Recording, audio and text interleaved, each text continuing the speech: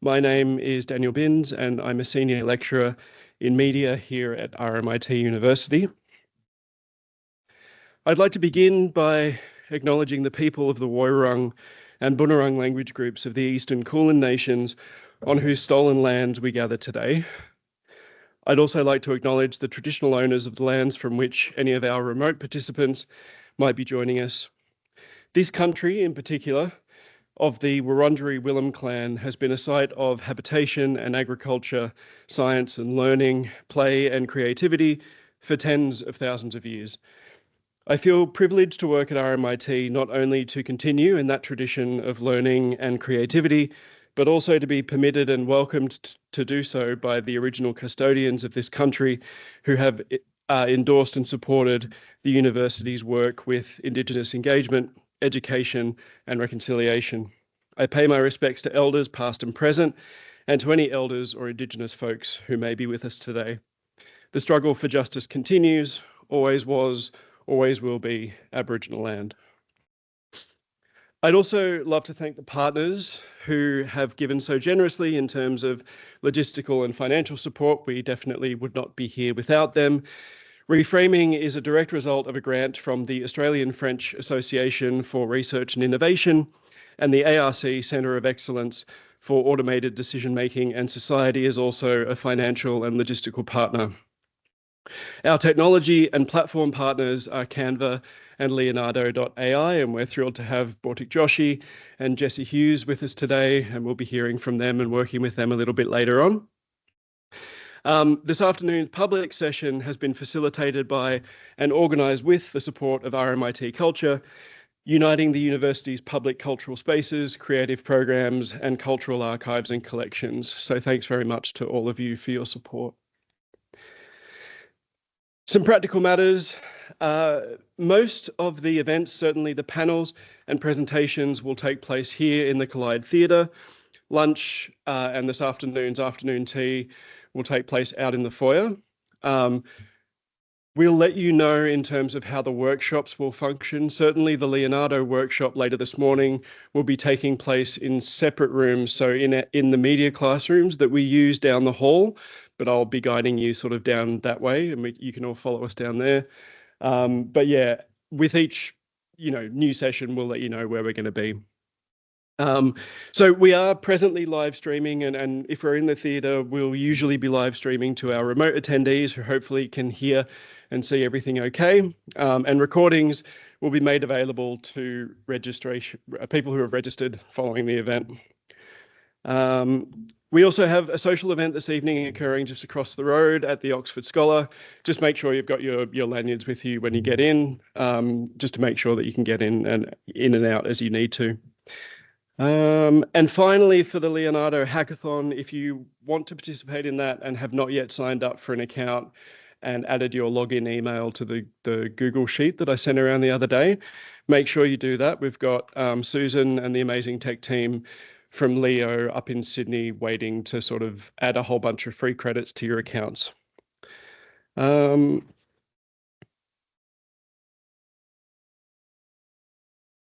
What I'd like to do to kick us off today is to talk a little about what brought me here, and I suppose by extension all of you, where my interest and focus lies in exploring generative AI and creativity, and to do a little stage and agenda setting around some possible frames of mind for today and tomorrow.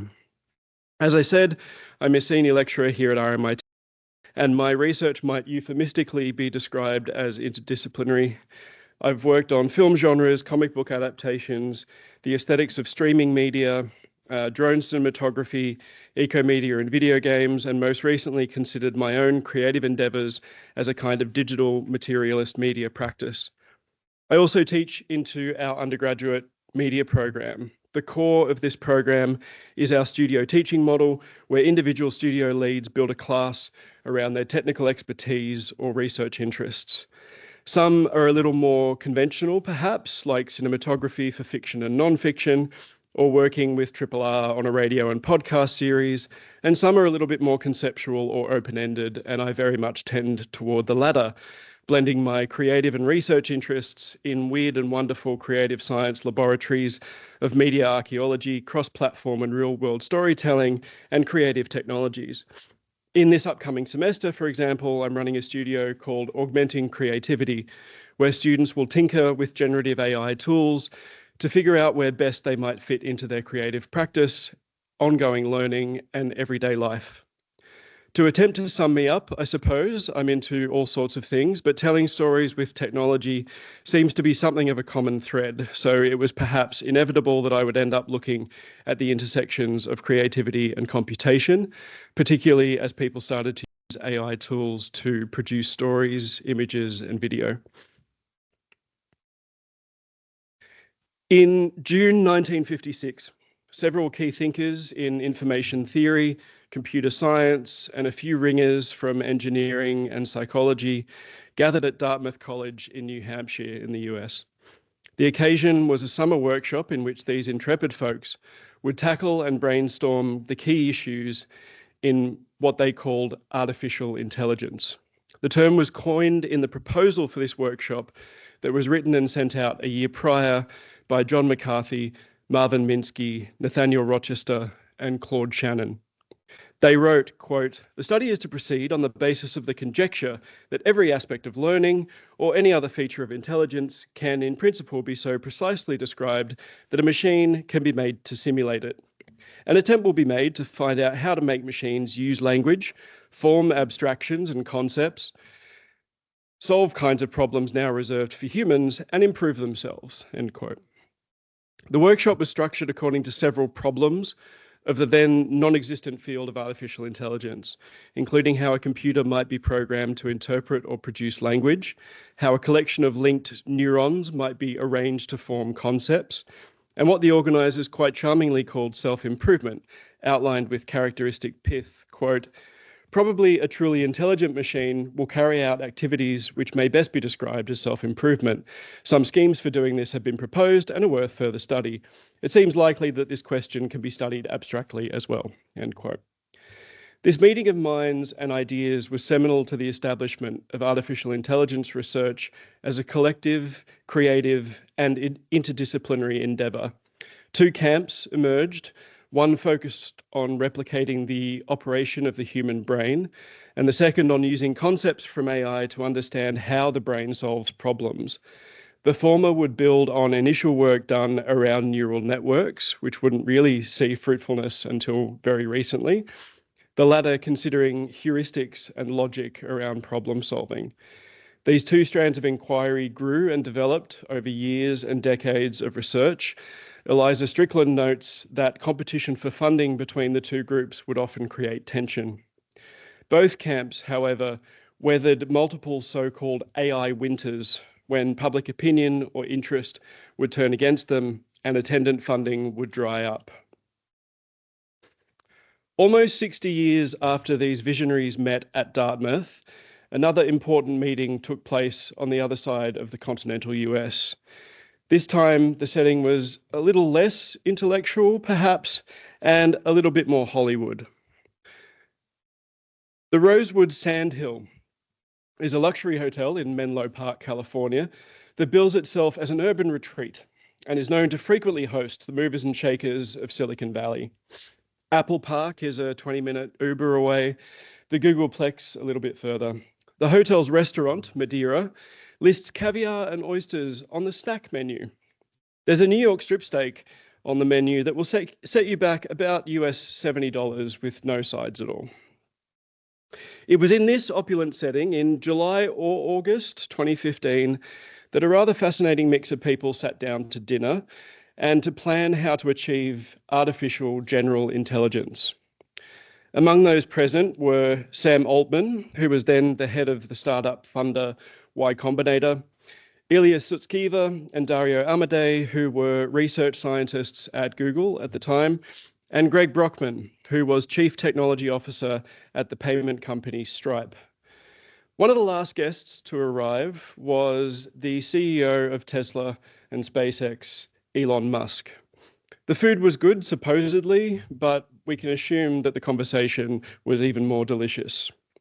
From an article on The Information, quote, Altman pitched the project as a critical counterweight to the AI brain power that technology giants like Alphabet were hoarding. Putting advanced AI in the hands of powerful corporate interests could lead to a technology that benefited only a select few instead of humanity at large, Altman believed. Talk about quotes that aged poorly. In December of the same year, 2015, that group would form the then non-profit technology laboratory, OpenAI. These two meetings of minds represent the variety and multidisciplinarity, as well as the great disparities and inequalities, not to mention the sometimes imagined, sometimes real tensions between capital growth and public good that lie at the heart of this field that we still call artificial intelligence. And it's worth noting briefly that McCarthy coined the term artificial intelligence only ever as a provocation, a means of catalyzing interest in building out the field and responding to these issues and challenges. It says much of our current moment that many of the big techno-capitalist players take the term at face value. Speaking of which, in terms of where we are right now, the popular consensus is that after a boom across 2021 to 2023, we are now plateauing into something that might be called an AI summer.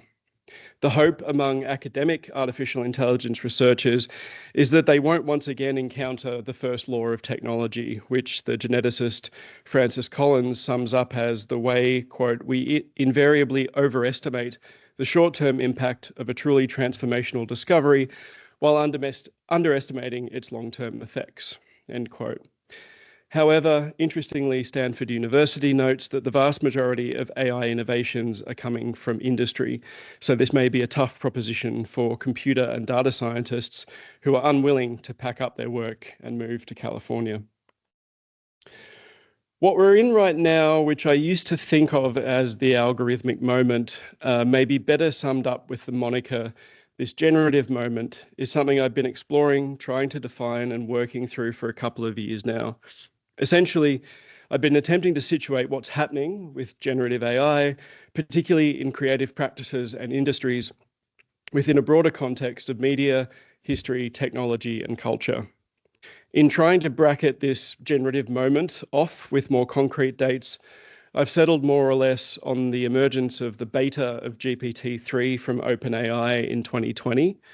In terms of dominating the conversation, it was GPT-3 and its children, DALL-E 2, and later ChatGPT that have, for better or worse, propelled discussions of AI and its possibilities and challenges into the mainstream. From the Dota 2 gamebot they developed in 2017 to the release of ChatGPT some 5 years later, OpenAI has changed the game for AI research. OpenAI has changed too, in that they're now very much for profit, with a smaller non-profit arm, presumably for secret squirrel tax reasons. It's also within and around the context of OpenAI's innovations that other players have emerged. Older companies like Google or Alphabet and Meta have struggled to keep up, and new contenders have appeared on the scene. These include Anthropic, funded primarily by Amazon, and founded in 2021 by Dario Amodei, who was present at the Rosewood meeting.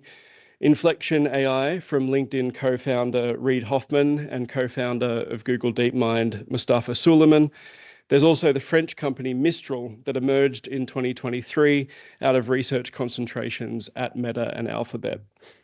But it is OpenAI that consistently intrigues and repulses, re-benchmarking the technology in terms of speed and capacity with each new release, and driving the conversation according to their ideology, a growth at all costs mentality with the very plainly stated aim of developing AGI or artificial general intelligence, AI that matches or beats humans at a range of tasks. How we comprehend or resist this AI arms race is a key part of the remit of this event, because it's usually artists and creatives that find ways to hack and subvert their tools, putting them to uses they probably weren't designed for, and telling fascinating stories as part of this process. Timing the generative moment's real boom time as 2020 means that all of this is swept up contextually, technology, probably psychologically, with the COVID-19 pandemic. While online life had bled into the real world in interesting ways pre-2020, it was really that year during urban lockdowns, family Zooms, working from home, and a deeply felt global trauma that online and offline felt one and the same. AI innovators capitalized on this, seizing financial and cultural capital in order to promise a remote revolution built on AI and its now slightly shunned sibling in discourse, Web3. How AI plugs into the web as a system is another consideration. Prior to this current boom, AI datasets in research were often closed off, private and locked per contracts and ethics agreements. But OpenAI and its contemporaries have used the internet itself as their dataset. All of humanity's knowledge, writing, ideas, artistic output, fears, hopes, and dreams, scraped and plugged into algorithmic systems to then be analysed, searched, filtered, reworked by anyone. ChatGPT has become a hit productivity tool, as well as a boon to students, authors, copywriters, and content creators the world over. Generative AI is a headache for many teachers and academics, many of whom struggle not only to grasp its actual power and operations, but also with how to usefully and constructively implement the technology in class activities and assessment. DALL-E, Midjourney, and the like remain controversial phenomena in art and creative communities where some hail them as invaluable aids and others often debate their ethics and value. It feels currently like we can't really keep up, that it's all happening too fast, that if only we slowed down and thought about things, we could try and understand how we'll be impacted, how everything might change. There's too many questions and not enough answers. If only we had something to look back on, a precedent to try and understand it all.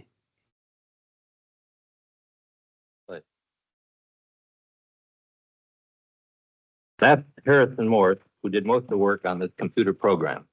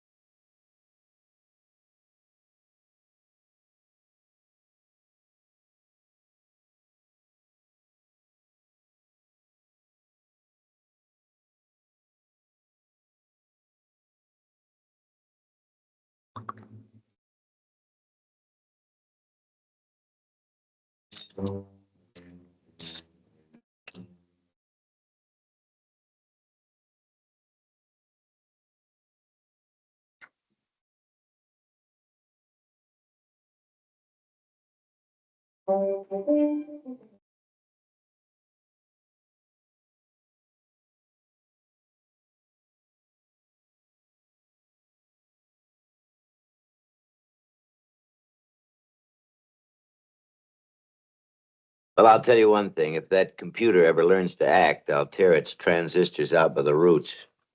You know, that's as close to magic as anything I've ever seen, Doctor. Well, you know, it isn't really magic.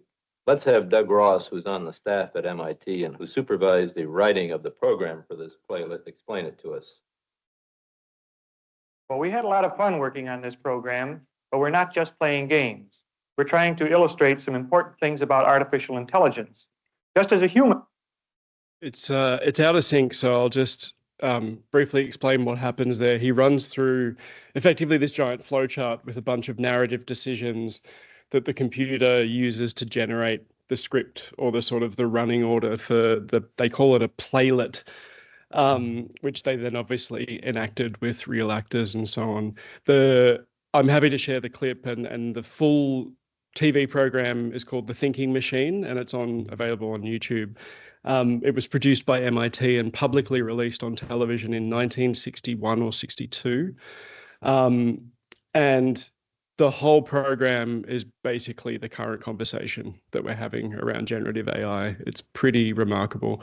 And after the scientist finishes explaining, how it all works, he says that it's not miraculous. It's just machine learning, which I thought was kind of interesting.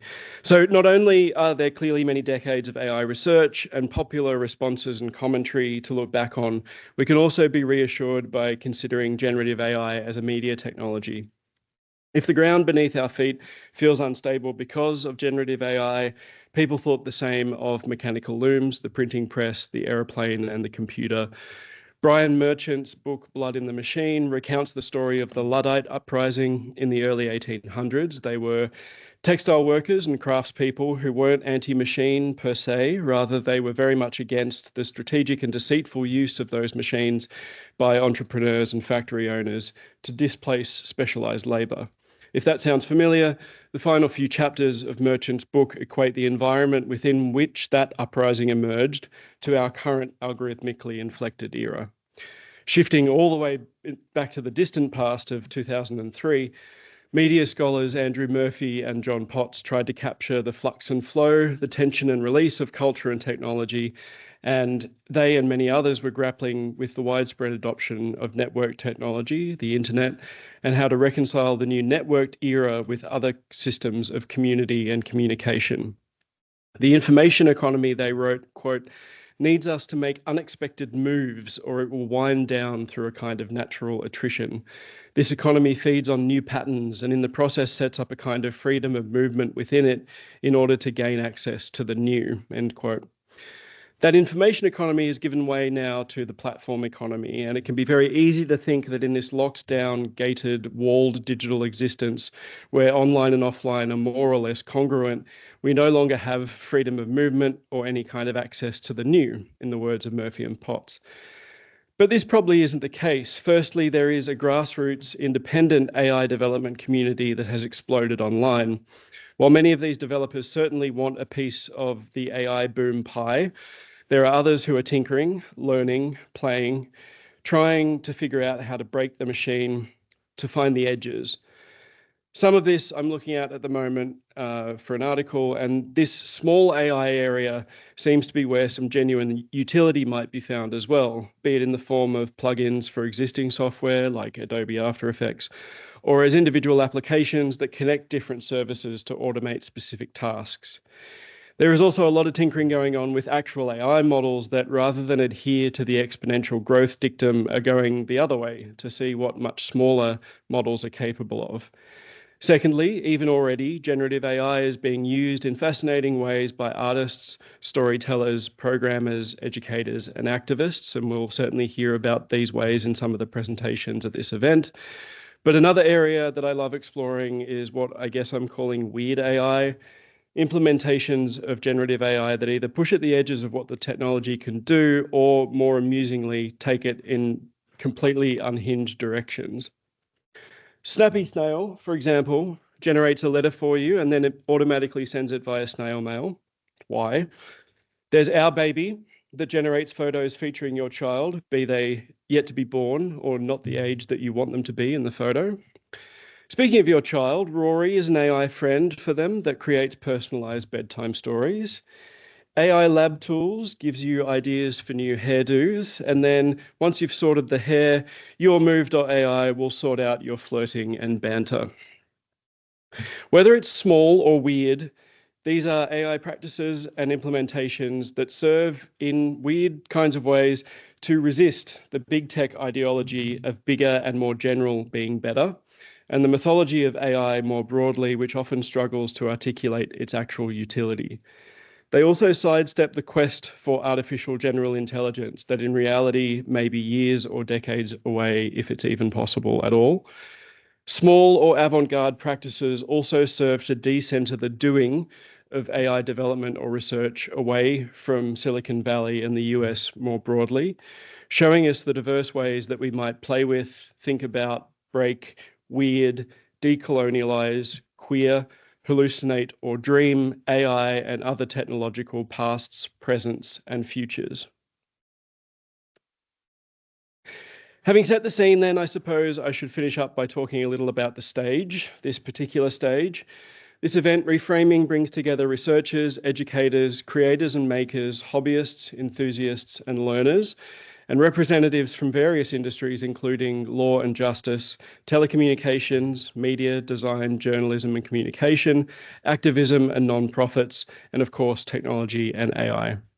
The goal is certainly to tackle the thorny problems at the heart of all of this as it pertains to creatives and the creative industries, be it the training of models on unlicensed material or the supplanting of various creative roles or tasks to LLMs or media generation tools. But we should also take much inspiration from artists, thinkers and scholars who have found that the best way of tackling technological problems is to discover the affordances and the limitations of the technology themselves. And the best way to do that is by playing with it. So in our workshops, that's what we'll do. We'll also look at some of the issues around the ethics and sustainability of this technology, but we'll hear from those who have tinkered with the tools, made things out of or with help from them, and who are thinking about the best ways to use them moving forward. So thank you to all of you for coming along. I hope you get something out of the next couple of days, and I look forward to meeting and chatting with you whenever I can.